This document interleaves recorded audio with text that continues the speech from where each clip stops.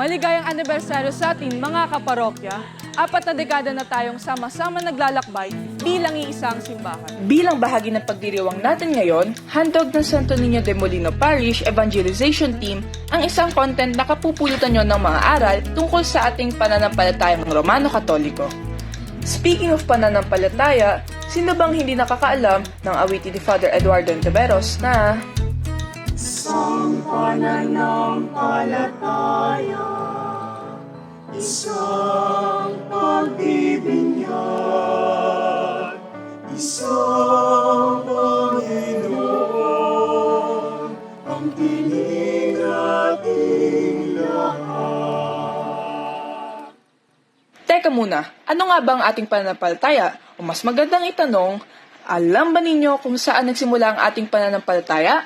Nagsimula ito as 2,000 taon na ang nakalipas noong itinatag ni Jesus ang kanyang simbahan dito sa lupa. Sa Mateo 16, talata 18 hanggang 19, sinabi ni Kristo, At sinabi ko sa iyo, ikaw ay Pedro, at sa ibabaw ng batong ito ay itatayo ko ang aking iglesia, at ang kapangyarihan ng kamatayan ay hindi magtatagumpay laban sa kanya. Ibibigay ko sa iyo ang mga susi ng kaharian ng langit. Ang ipagbawal mo sa lupa, ipagpapawal sa langit.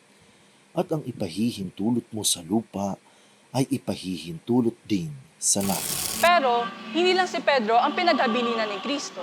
Sa Lucas 10, talata 16, winika ni Kristo sa kanyang mga apostol, Ang nakikinig sa inyo ay sa akin nakikinig. Ang nagtatakwil sa inyo ay nagtatakwil sa akin. At ang nagtatakwil sa akin ay nagtatakwil sa nagsugo sa akin. marami pang sulat ang nag-uugnay sa pananampalatayang Katoliko kay Kristo. Ilan dito ay ang mga sumusunod. Patunay ito na nagmula kay Kristo ang mga aral na ibinabahagi ng mga apostol. At ang mga aral na ito ay siya mismong pinangahawakan nating mga Katoliko.